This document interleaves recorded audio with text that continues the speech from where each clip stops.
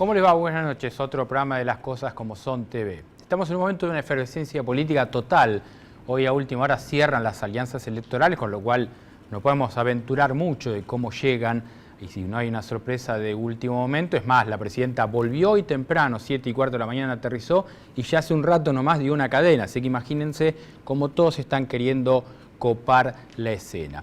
Pero hay un elemento llamativo en este momento, que es las deserciones del Frente Renovador. Vamos a hablar claramente, digo, no tiene nada de malo que un político que por ahí llegó a un gobierno, a una fuerza con una opinión y después suceden cosas, que se vaya. Recordemos, cuando Menem prometía la revolución productiva, bueno, después todo eso fue zaraza y chamullo, y se constituyó el Grupo de los 8, con Chacho Álvarez, Germán Abdala, alguna gente más que se fue de modo crítico. Retrocedo tanto para no irme a las cosas más cercanas. Pero algo parecido que pasó en el kirchnerismo, como fue el Frente Renovador, con Massa a la cabeza, hoy está teniendo un proceso distinto, pero con una cosa muy llamativa. Intendentes como Echeverri de la Barriga, que decía pestes y cosas horribles de Scioli, hoy ya tiene una foto con Scioli y hoy mismo a la mañana hablaba hasta de un discurso gorila por parte de Sergio Massa. Estas cosas son sorprendentes porque uno que está diciendo, la discusión política es válida, cualquier cuestión que uno pueda tener una diferencia con la conducción política genera que alguien se corra un espacio. Pero lo que estamos viendo es una cuestión de prebendas, de cambio a mano de obras y de promesas y de negociaciones que tienen que ver más con el toma y daca que con cuestiones políticas reales. Ayer Gabriel Catopodis, intendente de San Martín, se sacó una foto con Guado de Pedro, pero quizás se mostró distinto. Catopodis es un dirigente honesto, que trabaja con un distrito difícil, en el cual quizás se pueda entender que si se va con el PRO, la fuerza de Sergio Massa, él puede decir, yo en San Martín, con el problema que tengo en las villas, con este distrito, no puedo estar en ese esquema. Quizás esto es entendible, pero como decía antes, el caso de Echeverri, Otacé, que hasta se saca una foto con Randazzo, llama la atención. Y termina mostrando que muchas veces los dirigentes especulan con la política hasta último momento por la cuestión de la prebenda y no por convencimiento político, que es lo que todos anhelaríamos que sucediera. Vamos a hablar hoy con Graciela Ocaña. Ella denunció el tema del fútbol para todos y ahora que apareció esta cuestión de la FIFA, bueno, hay que ver hasta dónde todas estas cuestiones nos hacen mirarnos para adentro y decir, ¿y acá qué está pasando? Y después, como correlato de la marcha, vamos a hablar del paro, con Gabriel Solano, un hombre del POC, muy activo en Twitter, con el cual vamos a estar hablando y vamos a ver qué hay de cierto en esto que dice Aníbal Fernández, que lo esencial es invisible a los troscos. Ya venimos.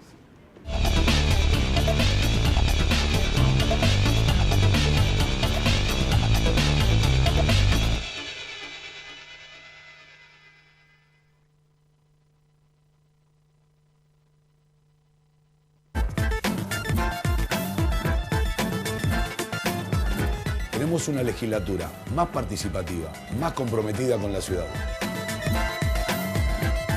Conocemos muy bien lo que necesitas. Esto es parte de lo que hicimos y queremos compartirlo con vos. Sí, con vos, porque vos sos la ciudad y la ciudad es parte de vos. En la legislatura trabajamos para que la ciudad, tu ciudad, sea la que soñás y la que soñamos todos. Vení, te invito a que la conozcas.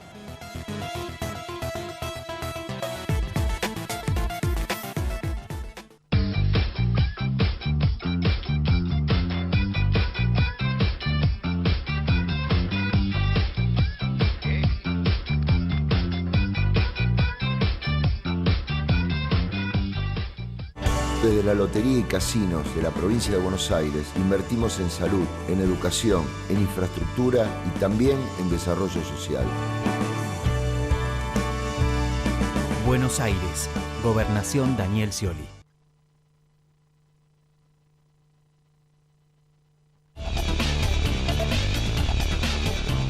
Bueno, Graciela Ocaña es legisladora, pero todos en la Ciudad de Buenos Aires, pero todos la conocemos.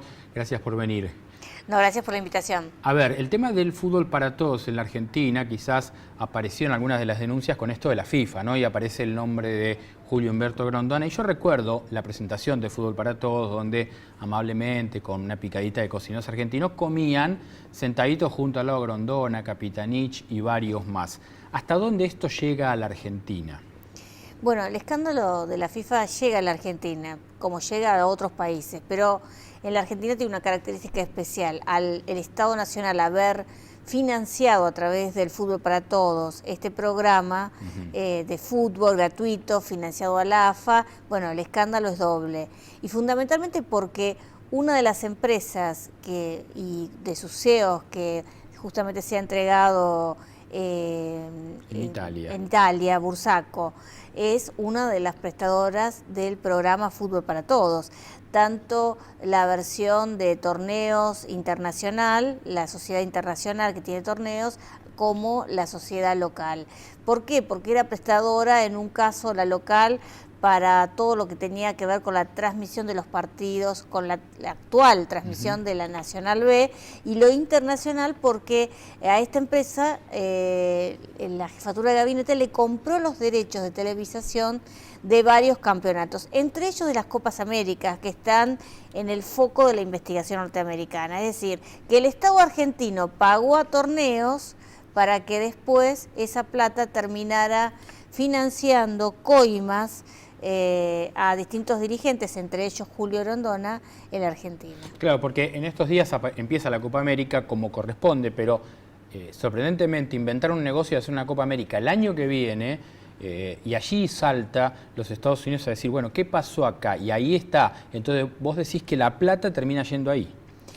Digamos, la plata de mucha gente, digamos, que recaudó, pero obviamente esas coimas que se pagaron a los 10 dirigentes de la Conmebol, de las federaciones locales que integran la Conmebol, obviamente salieron de lo que se pagó de más y de lo que se pagó de más por estos derechos de transmisión, que en el caso de la Argentina fue contratado por el Estado Nacional, ¿no? Claro. Ahora, en tu crítica vos decís, por ejemplo, ¿cuánto se lleva gastado hasta ahora en el fútbol para todos? ¿6.000 millones, por ejemplo? Sí, más de 7.000 millones. Más de 7.000 millones. Empezamos pagando 600 millones a la AFA, sí, y actualmente está pagando 1.400 millones, pero eso hay que adicionarle todo lo que el gobierno gasta y ha contratado para lo que es la producción, preproducción del fútbol, ¿no? Para todos, para que nos llegue la televisación a nuestra casa. Así lo he hecho con empresas que claramente son amigas del gobierno, que han crecido al calor del gobierno, que fueron contratados bajo el criterio de exclusividad, es decir, que eran las únicas que tenían la experiencia, y cuando uno va a los papeles, esas empresas se constituyeron pocos meses antes y la verdad nunca prestaron ese servicio. Esta empresa, la fundamental de todo esto, es La Corte, que es de los hermanos Sencillo, que es, algunos dicen que es un invento de Miguel Núñez, que fue el primer vocero que tuvo Néstor Kirchner. Bueno, eso es lo que se dice, pero básicamente lo cierto es que la Auditoría General de la Nación ha señalado todas estas irregularidades en un informe que había sido cajoneado y que justamente en el día de hoy el presidente de la auditoría, y esto hay que reconocerle al doctor Despuy su insistencia para que este informe fuera nuevamente tratado, fue aprobado, con lo cual me parece que es una pieza central, o va a ser una pieza central en el análisis de la causa judicial, porque señala todo esto, es decir, estas contrataciones, la falta de rendición de 178 millones, y estamos hablando de una auditoría que no abarca todo el periodo del fútbol para todos, sino simplemente los 3 primeros años. Bien, allí ¿qué aparecen? Aparece la jefatura de gabinete, que es la que determina todas estas partidas. Allí aparece Abal Medina, Aníbal Fernández, Capitanich. Así es, y alguno de ellos en su doble rol, ¿no? De presidente de uno de los clubes, Quilmes, que, por ejemplo, Fernández. Y también Capitanich de uno del Chaco, que recibían fondos de fútbol para todo, y por otro lado ellos administrando este programa. En esta doble cuestión, ¿no? De estar de los dos lados del mostrador, que le ha permitido, por ejemplo, a Quilmes el año pasado ser el club que más dinero recibió del fútbol para todos. Quilmes. No fue, exactamente, no fue ni River ni Boca, fue Quilmes, el cuadro que es del jefe de gabinete. Esto es una locura, porque bueno, digo, sí, que reciba más que que reciba lo que le corresponde, no más que Boca o River, que por lógica son los que más rating generan, más ingresos generan. Bueno, esta es parte de la locura de estos manejos, como también el de haber pagado por derechos de televisación a torneos, cuando nos enteramos por la acusación de los Estados Unidos que los derechos estaban en manos primero de una empresa Traffic brasilera y luego de otra empresa. Sin embargo, la jefatura de gabinete no contrató a ninguna de ellas, sino que contrató a torneos. No sabemos tampoco sostenida en qué documentación, porque jamás la entregó, como tampoco entregó documentación vinculada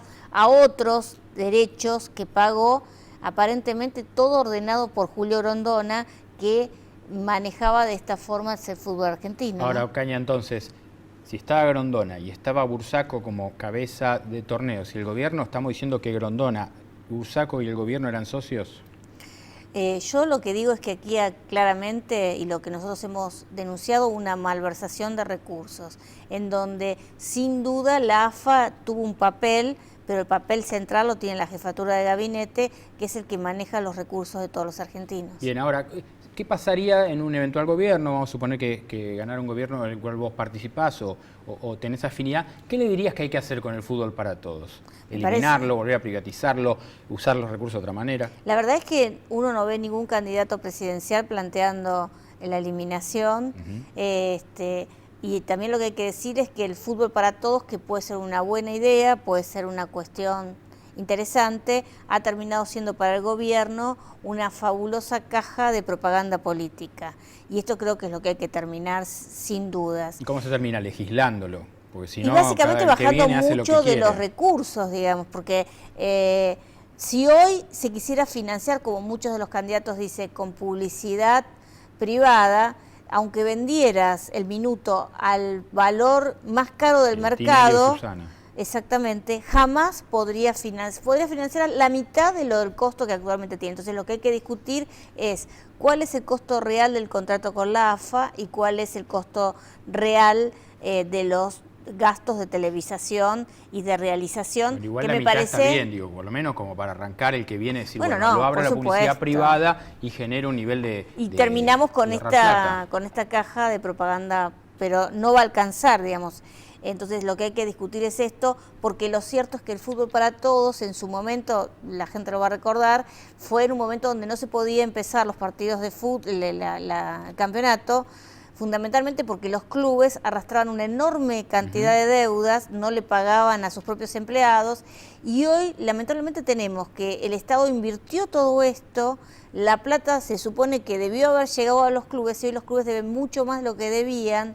Digamos, hay clubes que tienen una situación bastante complicada, entre ellos el propio Quilmes, que tuvo varios meses de conflictos porque no le pagaba al personal en término. Entonces muestra que hubo aquí un desmanejo y una falta de control de fondos que son de todos los argentinos, porque el fútbol no es gratuito porque lo pagamos a través de los impuestos. Claro. Cristina Ocaña, fuiste hace poco precandidata a jefa de gobierno por ECO. ¿Tenés una definición? Te hemos visto en actos con Lustó, con lo cual imagino que vas a votarlo a Lustó en la Ciudad de Buenos Aires, ¿no es cierto? Por supuesto, nosotros estamos acompañando a Martín y creemos que, bueno, que es una alternativa para el gobierno del PRO de la ciudad. Nosotros queremos que, y bueno, más allá de haber sido derrotadas, pero creemos que ECO es un espacio que se va a consolidar en el tiempo, y bueno, creo que Martín va a hacer una gran elección, fundamentalmente forzando un balotaje, que es lo que nosotros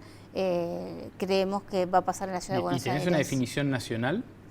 Bueno, nosotros nos hemos sumado al frente que se ha constituido con la coalición, el PRO, el radicalismo, fundamentalmente porque muchos de ellos son también los que constituimos ECO, y en la alternativa de cambio y continuidad, yo sin duda, Pablo, estoy con el cambio, digamos. Ahora, ¿quién votás? Porque ahí va Macri, va Sanz y va Carrió. No quiero la continuidad de la corrupción, la continuidad de la inflación, la continuidad de la malversación. No quiero que un jubilado hoy en la Argentina gane menos que un preso, digamos, una cosa de locos, y esas son las cosas que quiero cambiar. Y Macri, Sanz y Carrió, ¿dónde va tu voto? Nosotros estamos trabajando y básicamente vinculado al espacio eco. Así que bueno, estamos trabajando en ese espacio. No me contestaste, no entendí. No lo tenés definido. No estamos discutiéndolo, pero sí queremos ayudar y tratar de que haya un cambio verdadero en la Argentina. Bueno, Graciela Ocaña, muchas gracias. No, gracias, Pablo. Bueno, me voy a correr hasta allá, vamos a ir caminando. Bueno, a ver, Gabriel Solano, hombre del Partido Obrero, ¿cómo fue el paro? ¿Cómo lo viste? Sí, un paro importante. ¿Sí? ¿No fue un paro dominguero como ustedes criticaban? Sí, dividamos. Nosotros queríamos un paro de 36 horas, con una gran marcha en Plaza de Mayo, que hubiese sido muy útil para conquistar los reclamos que tienen los trabajadores. Sí. Te los enumero rápidamente. Basta de topes salariales, eliminar un impuesto al salario que hoy paga más de 1 millón de trabajadores, la cuestión de la precarización laboral, un dato que la audiencia debe conocer. Ayer fuimos nosotros al Ministerio de Trabajo movilizados, donde está tomada ese Ministro de Trabajo, y dentro del Ministerio de Trabajo el 50% del personal está precarizado. ¿Cómo es eso? Y bueno, es interesante, digamos, la autoridad que tendrá que velar para que se cumplan las leyes laborales en el país, él mismo, donde hace, digamos, de patronal, perjudica a los trabajadores, ya sea porque son monotributistas, contratados, precarizados en sus diferentes modalidades. Y el paro tuvo como una expresión fundamental el reclamo de terminar con la tercerización laboral, terminar lo que es la precarización en general. Entonces el paro fue importante en la adhesión que tuvo de trabajadores. Ahora, los dirigentes sindicales que convocaban al paro no tenían ninguna voluntad real de que esto continúe. Entonces, ¿por qué se juntan ustedes que tienen esta posición, una posición más combativa, más horas, con Moyano, Barrio Nuevo y otros de esos veteranos dirigentes? Bueno, hay una disyuntiva, te la presento fácilmente.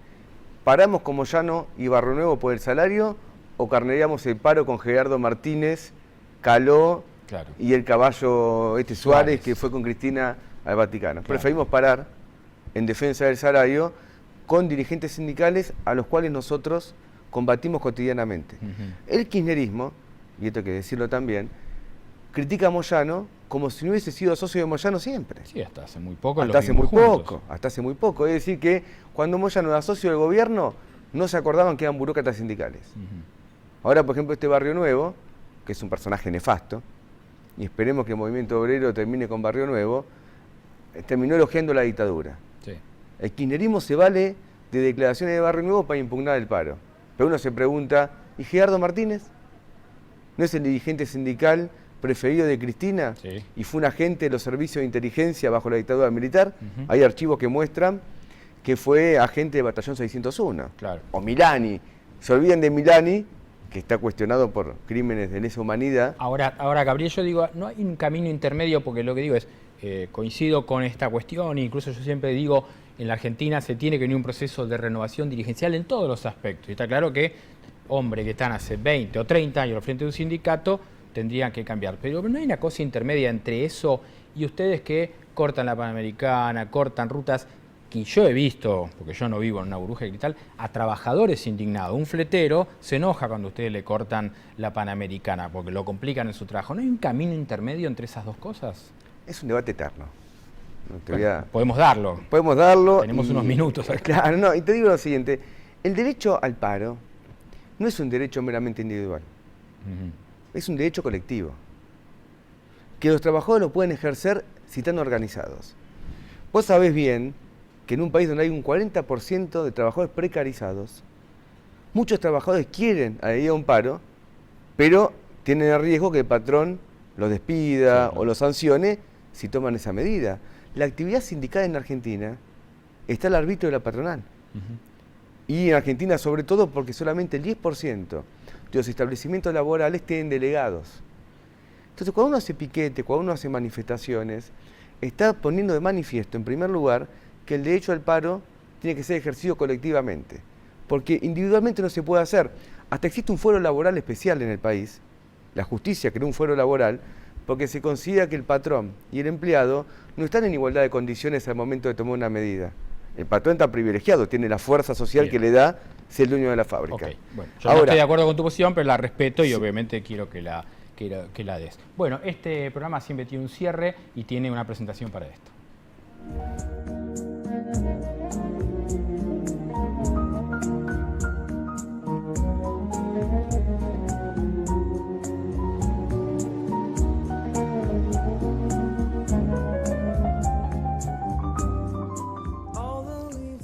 Bueno, muy bien, nosotros aquí tomamos vino. ¿Te gusta el vino, Gabriel? Sí. ¿Sí? Bueno. Todo en su medida y armoniosamente, ¿no? Eso es de peronista, no es de peronista, pero... del Partido Obrero. Bueno, pero bueno, en eso tenía razón. Lo tomamos con mucho placer. Salud, gracias por venir. A ver, acá estuvo hace unos días Altamira, que se fue muy contento porque había tomado vino y eso, pero tuvimos una cuestión que generó mucho rebote, incluso vos que sos un hombre activo en Twitter y en YouTube, rebotó mucho lo que él decía. Él tiene una justificación de por qué no hay que dejar mucha propina. ¿Vos qué opinas de eso? ¿La tenés clara eso que plantea? Lo discuto Jorge? con Altamira cada vez que estuve en un bar con él. A ver, ¿cómo es? Digo, dejemos, dice no, y ese es un debate con él que siempre tengo. Y él tiene un principio que yo finalmente lo defiendo. A ver, ¿cuál es? Que es que el mozo es un trabajador y tiene que organizarse para pelear por sus reivindicaciones. No hay duda. A mí me gusta mucho la historia de la Revolución Española. Me encanta. En el año 37 se produce una gran revolución en España y los mozos, que siempre estaban obligados a vestirse, digamos, de una manera servil, dejan de vestirse así y se visten como se vestía también, digamos, la persona que iba al bar. Fue el momento de mayor, digamos, revolución en España. Y se dejó de dar propina. Era la igualdad de los trabajadores, que uno no se somete a otro, ni el mozo es servir al cliente, ni el cliente tiene por qué darle una donación por esa servidumbre.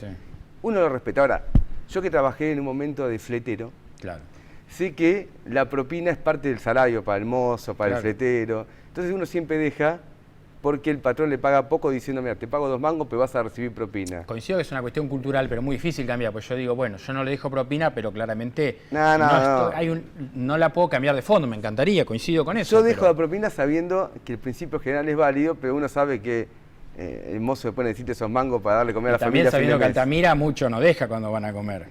No, bueno, somos un partido de trabajadores, vivimos con lo justo, pero tampoco ningún mozo se quejó de nosotros. Bueno, cuando fue hace un tiempo Jorge Rial, que sabemos que retuiteé algunas cosas que pasan en este programa, generó el milagro para Altamira que explotó. ¿Vos a partir de ahí estuviste en las redes sociales activo o pasó antes? No, ahí me enchufé más. Me enchufé más porque, viste, yo llegué tarde a Twitter de alguna manera, ahí me entusiasmé. Porque es una forma de comunicación directa, no está mediado por ninguno, y bueno, uno puede decir y hablar de todo. Soy hincha de River, creo que compartimos esa pasión, y uno sigue los partidos y opina, por ejemplo, cómo tiene que ser un fallo, hasta puede decir, poné a tal, sacalo a este. ¿Y hasta dónde va la responsabilidad? Vos, porque en este caso sos un candidato, sos un dirigente político, ¿hasta dónde va la responsabilidad? Yo no coincido con muchos compañeros que por ahí, yo también me quejo si River no le meten un gol, pero no mando un insulto. Digo, ¿hasta dónde va la responsabilidad en lo que tuiteas? No, existe. Existe porque yo soy un dirigente del Partido Obrero, ahora voy a encabezar la lista de diputados nacionales por la capital, y uno sabe que si habla compromete una organización a muchísimas personas.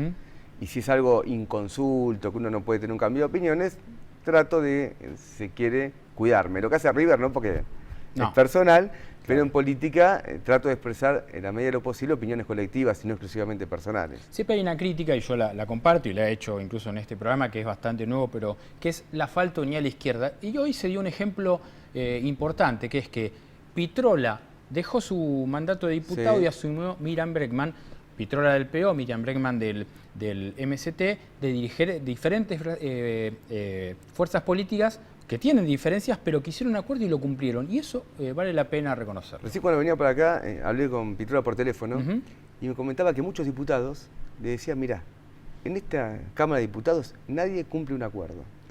Los únicos que cumplieron un acuerdo son los de la izquierda. Es decir, que ellos mismos revelaban que están en fuerzas políticas que son puertas giratorias. Vos fíjate que alguien sale de un frente, se va a otro frente, van a comer con más y le dicen no te bajes, se fueron de ahí y a Casa Rosada a sacarse una foto. Los partidos políticos tradicionales hoy son franquicias.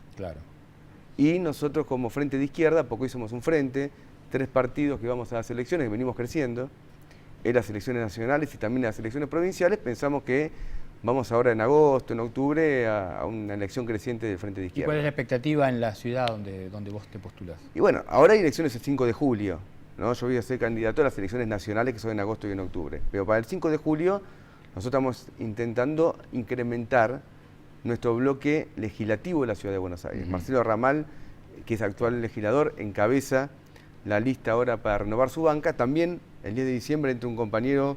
Este mecanismo de rotación también se aplica a la Ciudad de Buenos Aires y pensamos que la izquierda de la ciudad tiene una posibilidad importante de crecimiento y luego para las elecciones nacionales conquistar un diputado del Frente de Izquierda de la capital. ¿En la capital un diputado nacional? No, nosotros tenemos hoy diputados por Salta, Claro. tenemos diputados nacionales por la provincia de Buenos Aires, tenemos diputados por Mendoza y queremos que la capital federal, que ha sido una ciudad siempre la vidriera de la izquierda en el país, con mucho peso de la izquierda, tenga su diputado nacional del Frente de Izquierda. Bien, como tenés experiencia y 140 caracteres quizás en la cabeza, Aníbal Fernández lo dijo cortito, dijo, lo esencial es invisible a los troscos. Vos contestale con un tuit, a ver acá rápidamente en las cosas como son. Te digo así, es la mejor frase del Principito.